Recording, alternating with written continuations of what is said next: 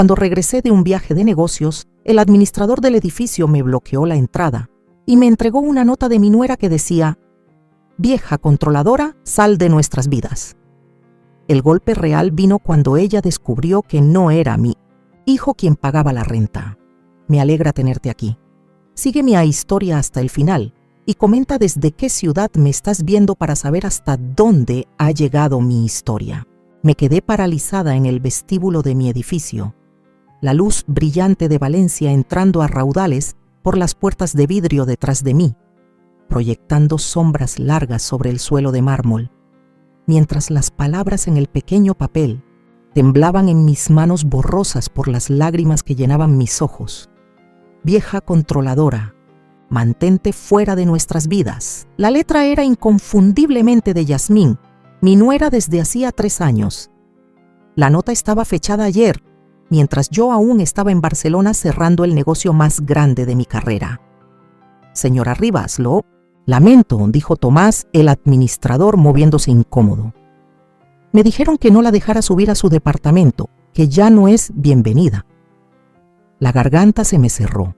Tomás me conocía desde hacía 5 años, desde que ayudé a Pablo y a Yasmín con el enganche de su condominio de lujo en este edificio, 3 pisos debajo del mío. «¿Dijeron por qué?», logré preguntar en un hilo de voz.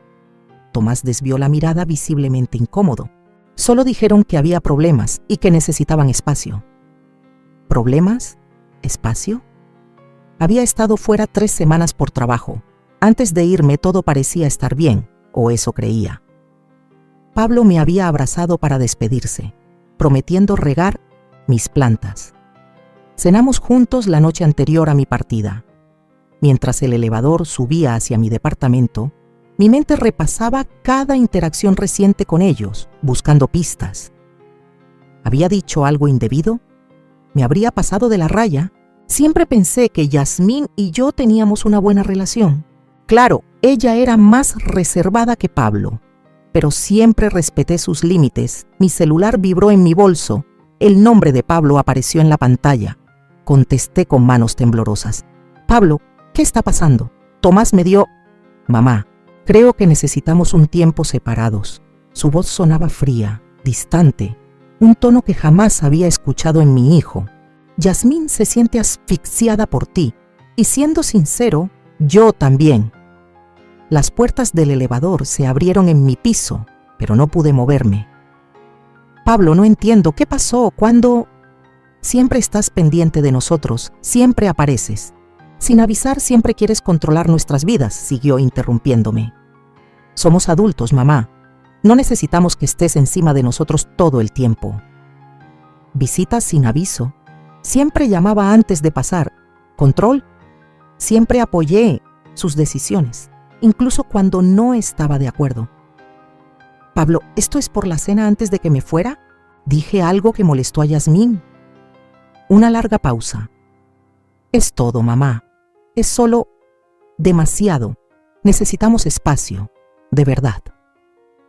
El pecho me dolía, el dolor era físico, desgarrador.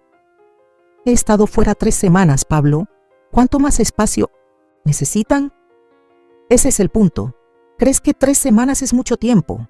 Las madres normales no se reportan todos los días, mamá». Me recargué contra la pared del elevador, incapaz de entender lo que estaba pasando. «Pablo, por favor, hablemos de esto cara a cara». «No, mamá, no. Ahora no. Tal vez en unos meses». «Meses». Esa palabra me golpeó como si fuera un puñetazo. La verdad hervía dentro de mí, pidiendo salir. Un secreto que había guardado durante años para proteger su orgullo. «Pablo, ¿Yasmín sabe de qué he estado pagando tus cuotas de mantenimiento? Que yo cubrí el pago inicial». Silencio. «Pablo, ¿de qué estás hablando? Yo pago nuestras cuentas». La realidad me cayó encima como una ola furiosa. De verdad no lo sabía. Durante 3 años había estado transfiriendo dinero a su cuenta sin que se notara, haciendo parecer que las deducciones automáticas de sus cuotas eran menores de lo que eran. Quería que se sintiera independiente, que ganara seguridad. El pago inicial lo había disfrazado como un préstamo que él iba devolviendo en abonos pequeños. Dinero que iba directo a una cuenta que abrí para su futuro. He estado ayudando a Pablo. No quería que batallara, pensaba. Mi voz se quebró. Estás mintiendo, dijo sin emoción. Estás tratando de manipularme justo como Yasmín dijo que harías. Yasmín dijo, sentí el frío correr por mis venas. No nos llames mamá. No, no intentes visitarnos. Nosotros te contactaremos cuando estemos listos. La línea se cortó. Entré tambaleándome a mi departamento, me dejé caer en el sofá y por fin permití que las lágrimas corrieran sin control. Después de todo, después de tantos sacrificios, de todo el apoyo en silencio, de todo el amor, esta era mi recompensa. Una nota cruel y una llamada aún más fría. La foto enmarcada sobre la mesa de centro llamó mi atención. Pablo, en su graduación universitaria, abrazándome, los dos con sonrisas enormes. Yo tenía 42 años entonces, viuda desde hacía 7 años, trabajando 2 empleos para darle una educación. Ahora, a los 58, me encontraba más sola que nunca. ¿Qué le habría dicho Yasmín sobre mí? ¿Y por qué le creería más a ella que a su propia madre? Ya habían pasado 3 días desde aquella llamada devastadora. 3 días de mensajes sin respuesta, llamadas rechazadas y un vacío en el pecho que nada lograba llenar. Caminaba como un fantasma por mi departamento, rozando las fotografías que contaban nuestra historia. El primer día de clases de Pablo, su graduación de la preparatoria, su boda con Yasmín.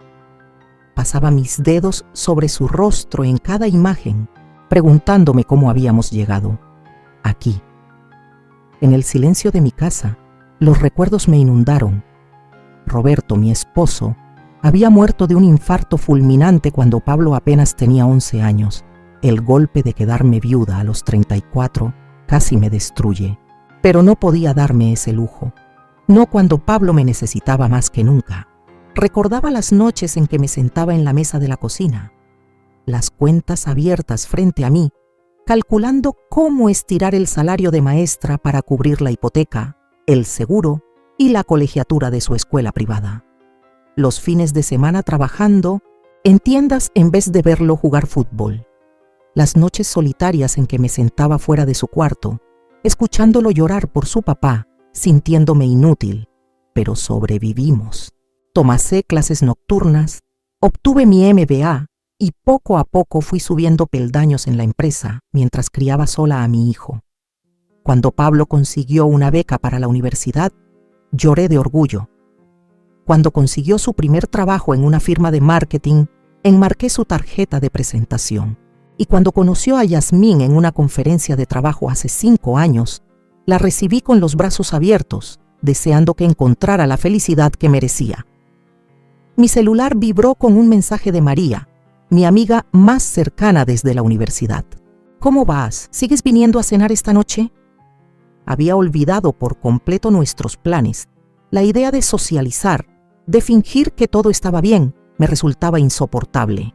Pero la alternativa era otra noche atrapada en mis pensamientos. Ahí estaré, respondí. Esa noche sentada en el comedor de María, finalmente dejé salir toda la historia. María escuchaba con atención, su ceño fruncido de preocupación. Elena, esto no tiene sentido, dijo mientras rellenaba mi copa de vino. Pablo te adora, siempre ha sido así. Aparentemente ya no. Mi voz se quebraba. Deberías haberlo escuchado, María. Tan frío, tan lejano, como si fuera una desconocida. María estiró la mano y apretó la mía. Esto lleva la marca de Yasmín por todos lados. Nunca me gustó cómo te miraba, ni siquiera en la boda. Yo también lo había notado. La manera en que entrecerraba los ojos cuando Pablo y yo compartíamos algún chiste entre nosotros. Cómo interrumpía cuando recordábamos viejos tiempos. Los comentarios sutiles sobre lo poco sano que era el apego entre madre e hijo. Pero, ¿por qué Pablo le creería a ella y no a mí, después de todo lo que hemos pasado? María suspiró. Los hombres pueden ser ciegos cuando tienen una pareja manipuladora. ¿Te acuerdas de la esposa de David? Cómo poco a poco lo alejó de toda su familia. Le tomó años ver la verdad. Me quedé mirando mi copa de vino, recordando cómo había reaccionado Yasmín cuando le regalé una reliquia familiar en nuestro primer aniversario. El reloj antiguo de mi abuela. Ella apenas esbozó una sonrisa. Luego, la escuché decirle a Pablo que, obviamente, era una manera de marcar el territorio de su madre en nuestra casa. Un mes después, el reloj se había roto misteriosamente. No entiendo qué hice mal, susurré. No hiciste nada malo, dijo María con firmeza, pero apostaría que Yasmín lleva meses, quizás años, envenenando la mente de Pablo contra ti. Comentarios pequeños por aquí y por allá, retorciendo tus palabras, tus intenciones. Poco a poco, la verdad fue cayendo sobre mí. Le dijo que yo era controladora, que lo asfixiaba. María asintió con gravedad. Típica táctica de aislamiento. Y ahora le hizo creer que mientes sobre el apoyo económico. Nunca quise que él lo supiera, confesé. Su padre era tan orgulloso, tan independiente. Pablo heredó ese rasgo. Pensé que protegía su dignidad. Y lo hacías, me aseguró María. Pero ahora Yasmín usa tu silencio en tu contra. Esa noche no pude dormir. No dejaba de imaginar a Yasmín susurrándole a Pablo, volviéndolo contra. Mi conversación tras conversación. Habrá planeado todo desde el principio. ¿Será por eso que sugirió mudarse al mismo edificio que yo, para vigilarme mientras ejecutaba su manipulación? Cerca de las 3 de la mañana, me rendí y encendí la laptop. Con dedos temblorosos, entré a mi cuenta bancaria y empecé a repasar años de transferencias, depósitos mensuales disfrazados de retornos de inversión, el pago inicial camuflado como inversión empresarial, cuotas de mantenimiento cubiertas discretamente desde una cuenta que Pablo ni siquiera sabía que existía. Todo hecho por amor. Todo para darle a mi hijo la estabilidad y la confianza que pensé que necesitaría después de perder a su padre. Nunca busqué reconocimiento ni gratitud. Solo quería verlo feliz. Una notificación apareció en la pantalla, un correo de Pablo. Mi corazón se aceleró mientras hacía clic para abrirlo, una chispa de esperanza encendiéndose en mi pecho. Pero el mensaje era breve. Por favor, deja de llamar y enviar mensajes a Yasmín. Ella está molesta y no quiere hablar contigo. Adjunto un documento de nuestro abogado solicitando que respetes nuestros límites. Si sigues acosándonos, nos veremos obligados a tomar medidas legales. Horaz. ¿Acosarlos? No había contactado a Yasmín ni una sola vez desde aquella terrible llamada telefónica. El documento adjunto era una carta formal de cese y desistimiento que amenazaba con acciones legales si persistía en la comunicación no deseada. Mis manos temblaban, una mezcla de asombro y furia. Esto no era un simple malentendido. Era un ataque calculado. Por primera vez desde la muerte de Roberto, me sentí verdaderamente sola. Mi hijo, el niño que crié sola, por quien sacrifiqué todo, a quien amé con cada fibra de mi ser, ahora era un extraño utilizando la ley como un arma contra mí. ¿Qué le había dicho Yasmín para hacer que me odiara tanto? ¿Y qué haría después, ahora que había logrado romper el lazo entre madre e hijo? 2 semanas después de recibir la carta, me encontré frente al edificio donde vivían, el corazón golpeándome el pecho. Sabía que me arriesgaba a más problemas legales, pero no podía rendirme sin intentar entender qué había sucedido. Tomás, el administrador del edificio, me vio enseguida. «Señora Rivas», dijo con voz cargada de compasión, «no se supone que deba dejarla pasar. Lo sé, Tomás. No te pido que rompas las reglas». Le extendí un pequeño sobre. «¿Podrías entregárselo?» «A Pablo. Es importante». Tomás miró alrededor con nerviosismo antes de guardar el sobre en su bolsillo. «Me aseguraré de que lo reciba». Dentro del sobre había una carta escrita a mano. Sin acusaciones, sin súplicas desesperadas, Solo una invitación para vernos en 1600, el Cafetería La Paloma. Nuestro lugar favorito desde que Pablo estaba en la secundaria.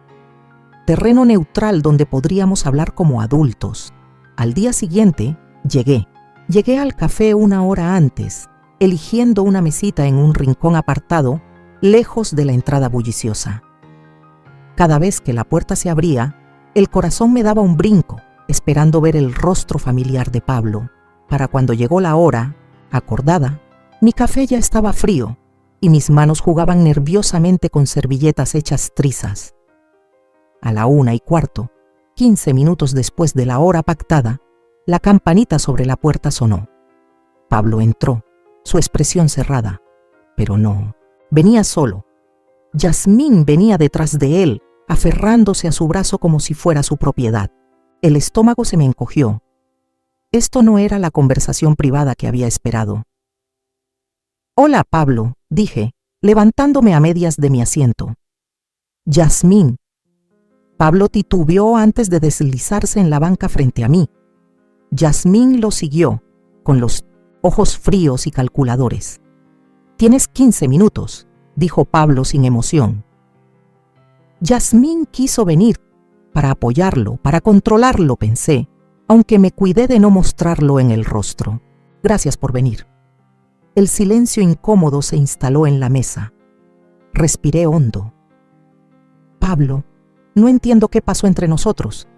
Hace 3 semanas todo parecía estar bien y ahora me tratas como a una extraña, como a una enemiga». Pablo se removió, inquieto. Yasmín le puso la mano encima y su anillo de compromiso brilló con la luz. «Tú sabes lo que hiciste, Elena», dijo Yasmín usando a propósito mi nombre. Un pequeño gesto de poder que había empezado poco después de su boda. «De verdad que no lo sé», respondí, luchando por mantener la voz firme. «Por eso quería hablar para entender». Pablo carraspeó. «Mamá, durante años has estado asfixiándome, llegando sin avisar, llamando constantemente queriendo controlar cada aspecto de nuestras vidas. Cada acusación era como un cuchillo retorciéndose en mi pecho. Pablo, yo siempre llamo antes de pasar. Siempre. ¿Cuándo he llegado sin avisar?» «El mes pasado», interrumpió Yasmín, «cuando cenábamos con mis compañeros de trabajo». Fruncí el ceño, tratando de recordar.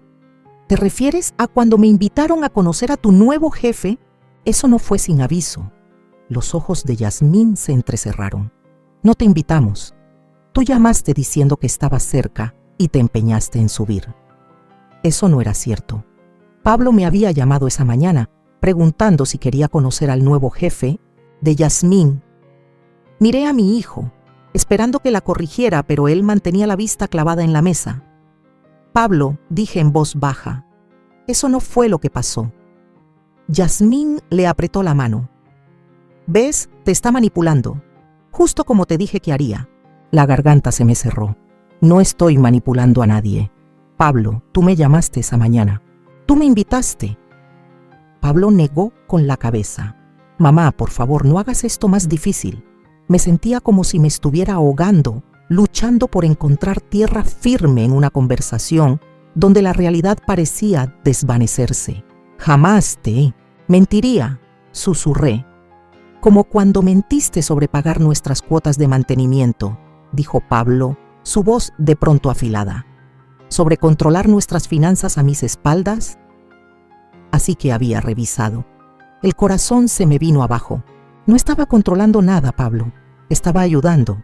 Nunca quise que te sintieras en deuda», intervino Yasmín. «¿Dependiente?» «Eso es exactamente lo que querías. Que Pablo dependiera de ti para siempre». «Eso no es verdad», dije, la voz quebrada. «Después de que tu padre murió, pasamos tantas dificultades. Nunca quise que tú sintieras esa angustia económica». El rostro de Pablo se mantuvo implacable. «Deberías haber sido honesta». «Tienes razón», admití. «Debería haberlo sido. Pero solo intentaba proteger tu orgullo. Tu padre era igual. Odiaba aceptar ayuda incluso cuando la necesitábamos». Al mencionar a Roberto, algo se agitó en los ojos de Pablo. Un pequeño destello de ternura. Un rayo de sol que reconocía. Pero entonces Yasmín se movió a su lado y el momento se esfumó. «Tenemos noticias», anunció Yasmín de repente. «No pensaba decírtelo, pero ya que estamos aquí». Se llevó la mano al vientre, una sonrisa triunfante extendiéndose por su rostro. «Estoy embarazada. Vas a ser abuela». La noticia debería haber sido motivo de alegría, pero en cambio se sintió como un golpe bajo, otra forma más de manipular la situación. Aún así, me obligué a sonreír. ¡Qué noticia tan maravillosa! ¡Felicidades a los dos! Pablo pareció desconcertado por mi reacción tranquila. Pude ver la lucha en su mirada, como si una parte de él hubiera esperado, incluso deseado, que yo reaccionara mal. «El doctor dice que debo evitar el estrés», continuó Yasmín. «Por eso necesitamos alejarnos de relaciones complicadas». En ese momento lo entendí. El embarazo no era solo una noticia, era un ultimátum. Mantente alejada o acepta ser la villana que pone en riesgo a su hijo no nacido. «Entiendo», susurré, aunque por dentro mi corazón se partiera en 1000 pedazos. Jamás querría ser una fuente de angustia en un momento tan importante. Metí la mano en mi bolso y saqué una cajita. Iba a ser una ofrenda de paz, pero ahora supongo que puede ser un regalo de felicitación. Dentro había un marco plateado, con la ecografía de Pablo cuando yo estaba embarazada de él. Había sido uno de los objetos más preciados de Roberto. «Tu padre lo tuvo en su escritorio hasta el día que murió», dije con la voz apenas audible. Pablo miró el marco, su nuez de Adán subiendo y bajando al tragar con dificultad. Por un instante volví a ver a mi hijo, no al extraño frío que ahora se sentaba frente a mí, sino a mi hermoso niño. Entonces Yasmín intervino. «Tenemos que irnos. Tus 15 minutos se acabaron». Después de esa reunión desastrosa, caí en una depresión como no había sentido desde la muerte de Roberto. Dejé de asistir a reuniones sociales, apenas lograba concentrarme en el trabajo y pasaba las noches viendo álbumes de fotos viejas, tratando de entender cómo mi relación con mi hijo había llegado a ese punto. María se convirtió en mi salvavidas, llamándome todos los días hasta que finalmente insistió en que cenara con ella una noche. «No puedes seguir aislándote, Elena», dijo mientras ponía un plato de lasaña frente a mí. «Le estás dando a Yasmín exactamente lo que quiere». «¿Qué más puedo hacer?», pregunté empujando la comida en el plato. «Está embarazada. Está usando eso para alejarlo de mí». María se sentó frente a mí con expresión grave. «Elena, hay algo que deberías saber. No quería decírtelo antes porque no estaba segura, pero ahora ya no tengo dudas». Detuve el tenedor en el aire. «¿Qué pasa?». Mi sobrina Rebeca estaba en un club de lectura con la excompañera de cuarto de Yasmín en la universidad. Aparentemente Yasmín tiene un historial de este mismo comportamiento. Fruncí el ceño. «¿Qué quieres decir?». Hizo lo mismo con su anterior novio serio antes de Pablo. Poco a poco lo aisló de su familia, especialmente de su madre, tergiversando situaciones e inventando ofensas. Según la excompañera, Yasmín tiene problemas serios con las figuras maternas. Un frío intenso se instaló en mi estómago. «¿Por qué no me dijiste esto antes?». María suspiró. «Era un rumor de segunda mano. No quería causarte problemas con tu nuera basándome en chismes. Pero después de todo lo que ha pasado», me tomó de la mano. «Debí habértelo dicho antes. Lo siento». La información fue como la pieza que faltaba en el rompecabezas. De repente todo cobró sentido. Necesito hablar con Pablo a solas, mostrarle pruebas de lo que ella está haciendo. «Ella nunca lo permitirá», señaló María. Enderecé los hombros. «Entonces tendré que encontrar otra manera». Durante los siguientes días elaboré un plan. Pablo había mencionado en una conversación hace meses que a veces trabajaba en el Café Blue los miércoles, mientras Yasmín iba a sus citas prenatales. Era una jugada arriesgada, pero tenía que intentarlo. Ese miércoles entré al café a las 10 de la mañana echando un vistazo al lugar sin llamar demasiado la atención. El corazón se me detuvo al verlo en un rincón apartado, con la laptop abierta y los audífonos puestos. Pedí un café y me acerqué a él como quien no quiere la cosa. Cuando levantó la vista y me vio, su expresión pasó de la sorpresa al cansancio. Se quitó los audífonos. «Mamá, ¿qué haces aquí?» «Yo vengo aquí los miércoles». Mentí, sentándome antes de que pudiera decir algo. «Me sorprendió verte». Él miró su reloj. «Yasmín termina su cita en 1 hora. Entonces tenemos tiempo para hablar». Saqué una carpeta de mi bolso. «Pablo, antes de que digas algo, por favor, mira esto. Si es sobre las cuotas de mantenimiento otra vez, no se trata de dinero». Lo interrumpí con suavidad. «Se trata de la verdad».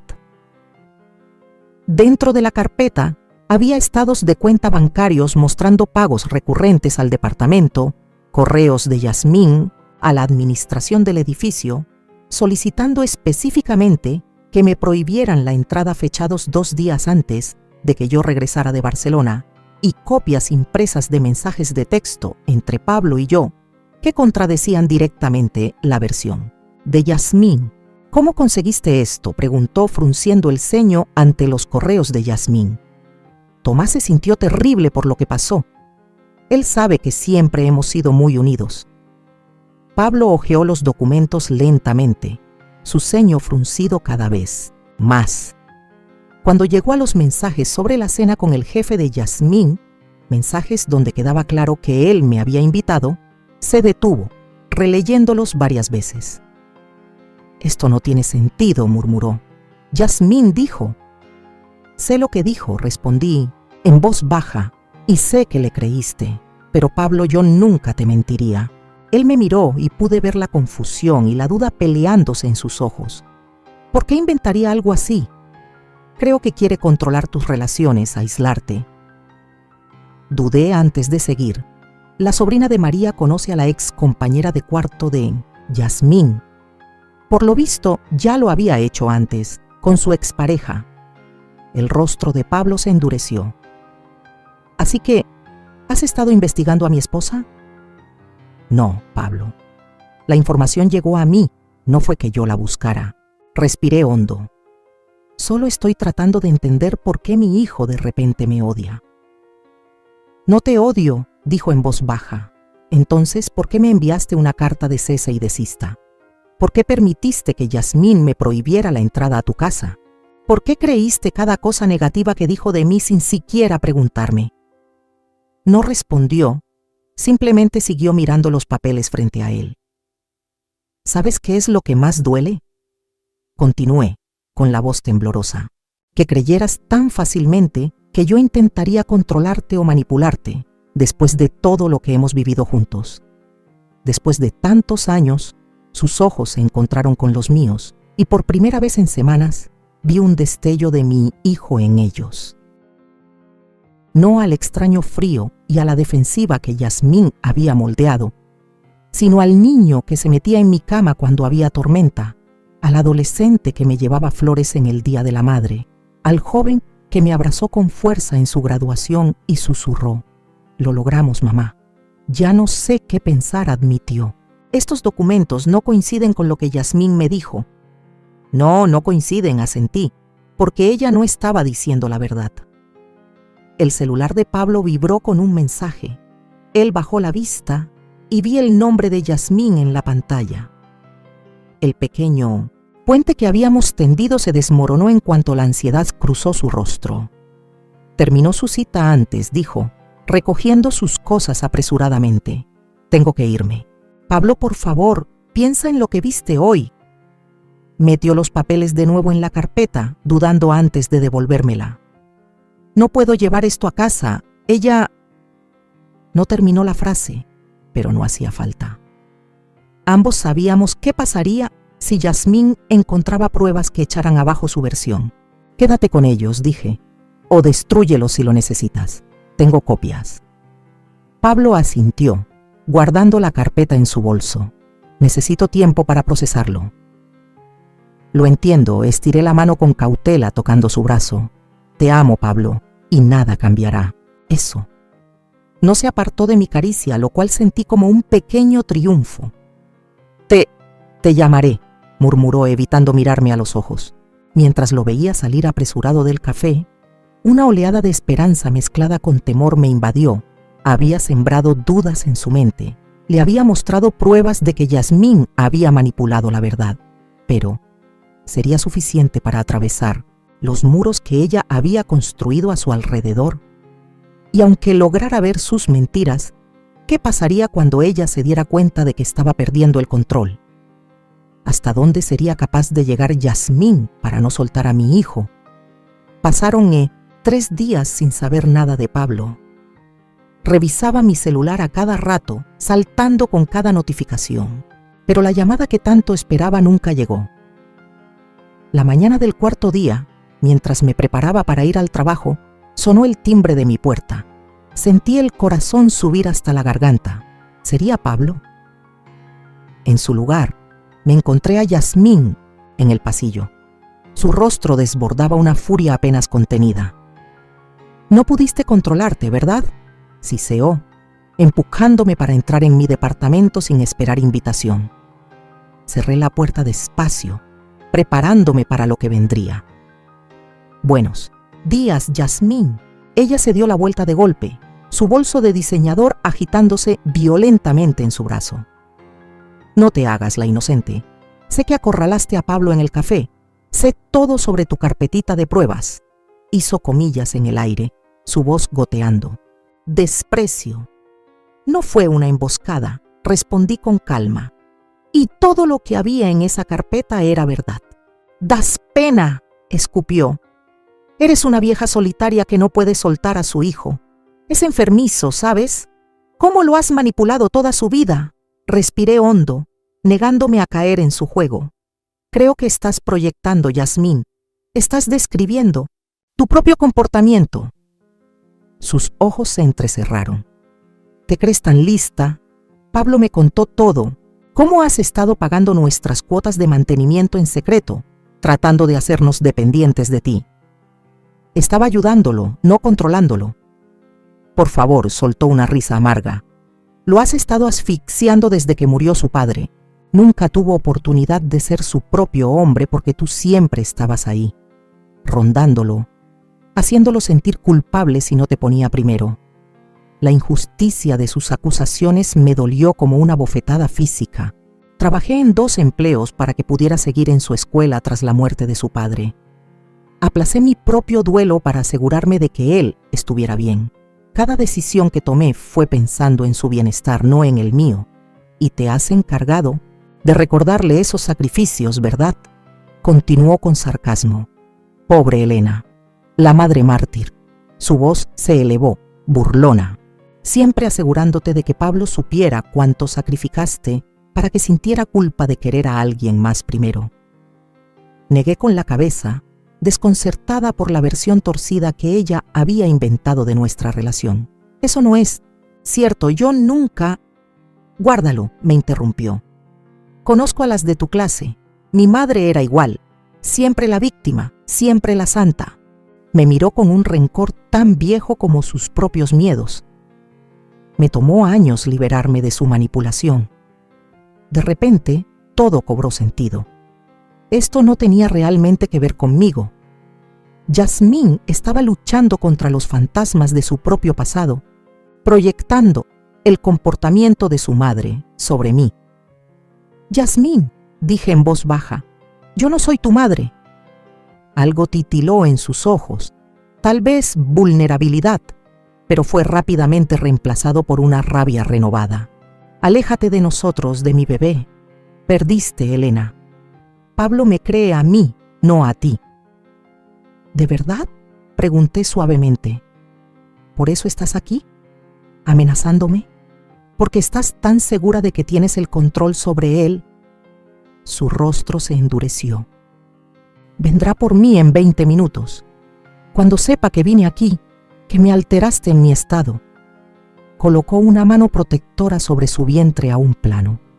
«Será el último clavo en tu ataúd».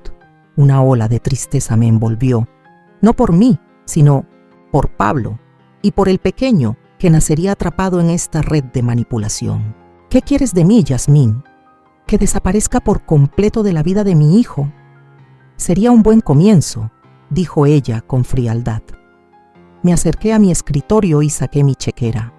¿El dinero ayudaría? ¿Es eso lo que buscas? Sus ojos brillaron con interés, aunque intentó disimularlo. ¿Crees que puedes comprar tu regreso a nuestras vidas? No, respondí con honestidad.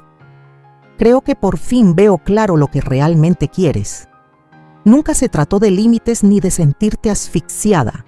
Se trataba de aislar a Pablo y asegurarte el control del dinero. No sabes nada de mí, gruñó ella, aunque su mirada seguía fija en la chequera que tenía en la mano. Sé lo suficiente. Escribí un cheque por $50,000, una cantidad considerable pero que podía permitirme. Se lo extendí. Tómalo. Considéralo un regalo de despedida. Yasmín dudó, claramente dividida entre su codicia y su deseo de mantener una fachada de superioridad moral. ¿Cuál es el truco? No hay truco. Tomasa el dinero. Haz con él lo que quieras. No volveré a contactar a Pablo a menos que él sea quien me busque. Su mano se lanzó hacia el cheque, arrebatándolo antes de que pudiera pensarlo mejor. Lo examinó, asegurándose de que fuera real, y luego lo guardó en su bolso. Decisión inteligente, dijo de manera repentinamente profesional. Le diré a Pablo que has decidido respetar nuestros límites. Estoy seguro de que le dirás lo que más te convenga. Yasmín se dirigió hacia la puerta y luego se giró, con una sonrisa arrogante en los labios. Debe estar matándote saber que gané. Saber que tu precioso hijo me eligió a mí en lugar de a ti. No respondí, lo cual pareció molestarle más que cualquier réplica. Quería una escena, una confrontación que pudiera contarle a Pablo como prueba de mi supuesta inestabilidad. No le daría ese gusto. Adiós, Yasmín, dije simplemente, sosteniendo la puerta para que saliera.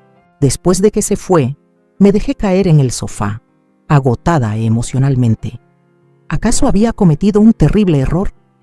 $50,000 era mucho dinero, pero en realidad no se trataba de eso. Se trataba de enfrentarla, de ver qué haría cuando tuviera que elegir entre mantener su indignación o aceptar un soborno.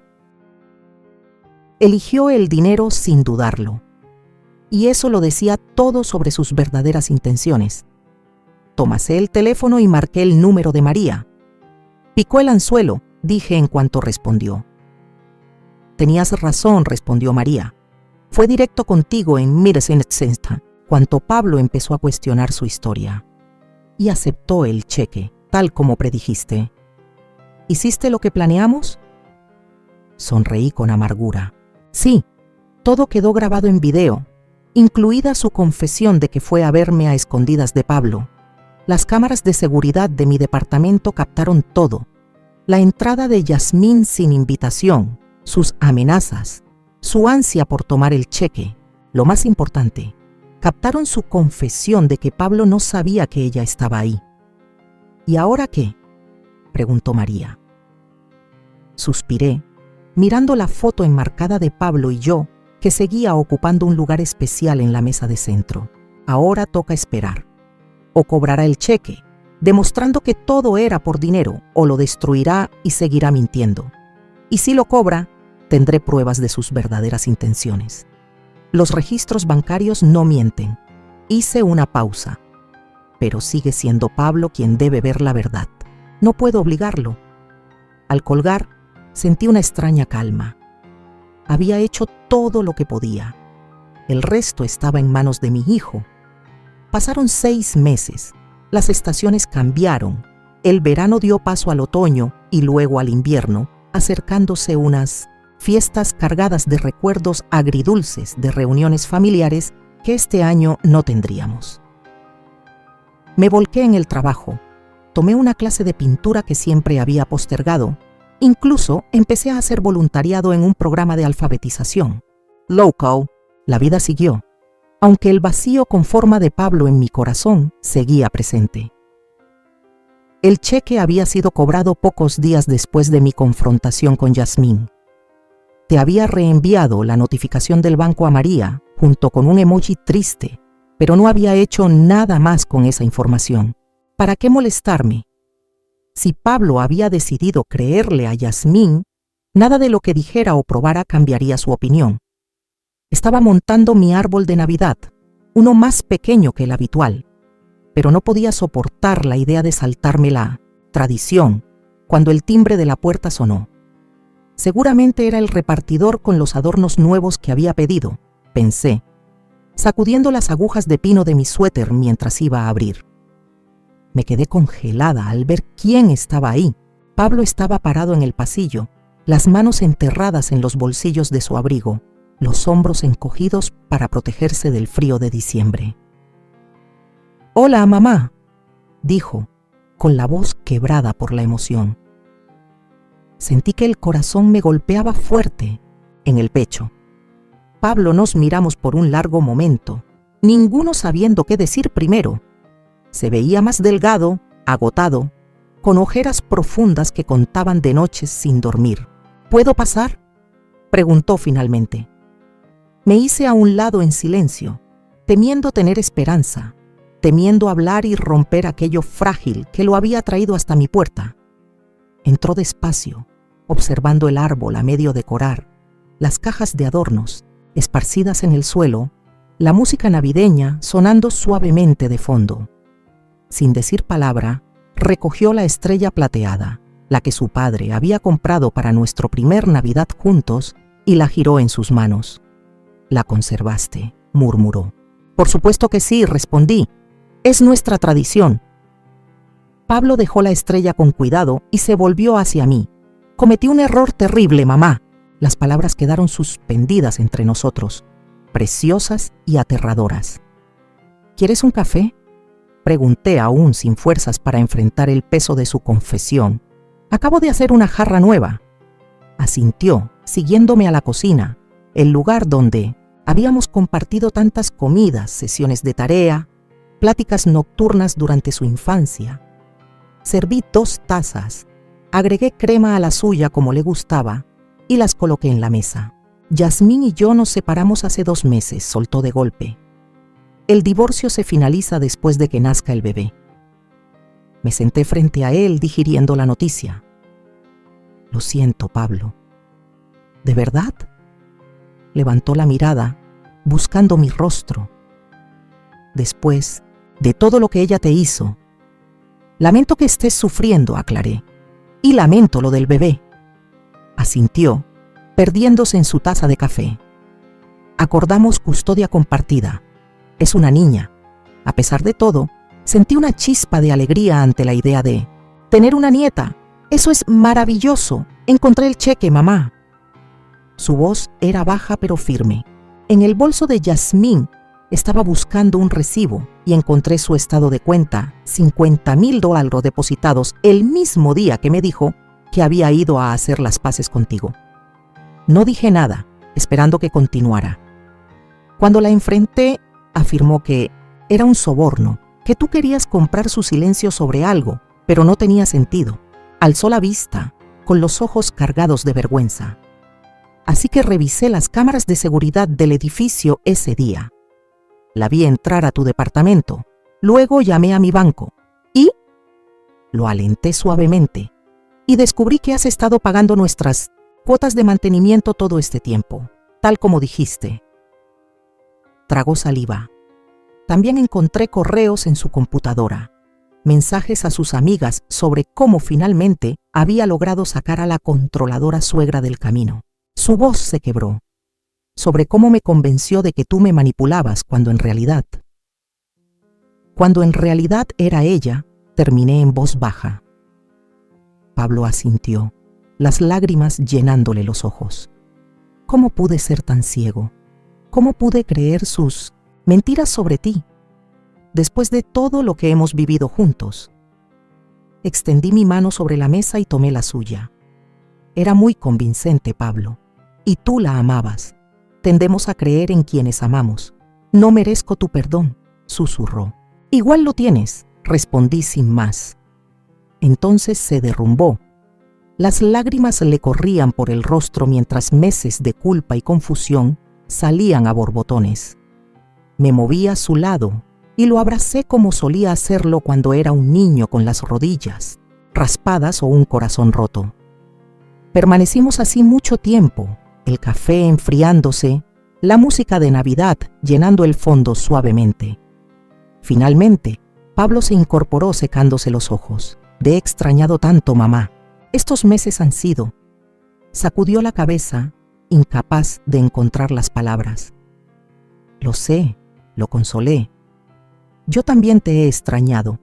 ¿Podemos empezar de nuevo?», preguntó con cautela. «¿Podemos reconstruir lo que teníamos?». Sonreí, sintiendo cómo la esperanza florecía en mi pecho por primera vez en meses. «Nunca lo perdimos, Pablo. Solo estaba esperando que encontraras el camino de regreso». Juntos, regresamos a la sala y seguimos decorando el árbol, cayendo en ese ritmo fácil que habíamos construido a lo largo de años de fiestas compartidas. Mientras Pablo alcanzaba para colocar la estrella plateada en la cima, vi a Roberto en él, el mismo perfil, las mismas manos cuidadosas, y sentí una oleada de gratitud tan intensa que casi me ahoga. No era el final feliz que había imaginado hace 6 meses. Pablo estaba herido, en pleno proceso de divorcio, a punto de ser padre soltero. Habría complicaciones con Yasmín, arreglos de custodia, tensiones de crianza compartida. El camino no sería fácil, pero lo enfrentaríamos juntos, como habíamos enfrentado todo desde la muerte de Roberto, con honestidad, con amor, con el lazo irrompible entre madre e hijo que ni la manipulación más calculada pudo romper para siempre. 3 meses después, me encontraba en la sala del hospital, viendo cómo Pablo sostenía a su recién nacida en brazos. A pesar de todo, Yasmín había permitido que estuviera presente en el nacimiento, un pequeño gesto de paz en medio de un amargo proceso de divorcio. «¿Quieres cargarla?», preguntó Pablo, pasándome con cuidado aquel pequeño bulto. Contemplé a mi nieta, con su boquita perfecta como un capullo de rosa y esos mechones oscuros de cabello. «Es hermosa», susurré. «La vamos a llamar Rose», dijo Pablo. «Rose Elena Holloway». Las lágrimas llenaron mis ojos mientras miraba a mi hijo. «No tienes que hacerlo». «Quiero hacerlo», afirmó con firmeza. «Quiero que lleve el nombre de la mujer más fuerte y amorosa que conozco».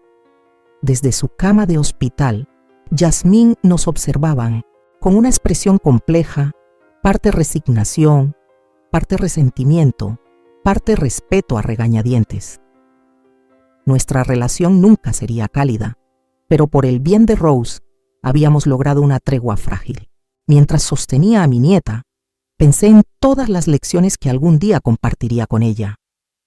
No solo las habilidades prácticas que le enseñé a Pablo, cómo amarrarse los zapatos, hornear galletas o llevar un presupuesto, sino la sabiduría más profunda que la vida me enseñó, que el amor no exige reconocimiento, que el perdón es un regalo que te das a ti misma tanto como a otros, que los lazos familiares, cuando son verdaderos, pueden doblarse casi hasta romperse, pero siempre encontrar el camino de regreso a su fuerza, y sobre todo, que a veces la mayor victoria no es obligar a otros a reconocer tu verdad, sino vivirla en silencio, con firmeza, hasta que su luz sea imposible de ignorar. Rose bostezó y se acomodó más cerca en mis brazos, su diminuta mano, aferrándose a mi dedo con una fuerza sorprendente.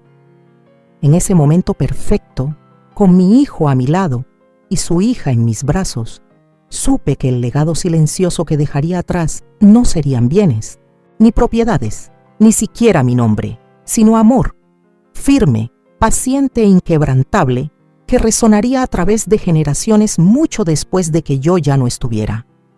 Hoy quiero abrir mi corazón y compartirles algo que aprendí de la manera más dolorosa, pero también más transformadora de mi vida. Durante mucho tiempo creí que el amor de una madre era suficiente para sostener cualquier relación, para sanar cualquier herida, para atravesar cualquier tormenta. Creí que los sacrificios silenciosos, los desvelos, los actos de amor no necesitaban ser vistos, solo sentidos, como un calor permanente en el alma de quien los recibe. Pero la vida me enseñó que no siempre es así.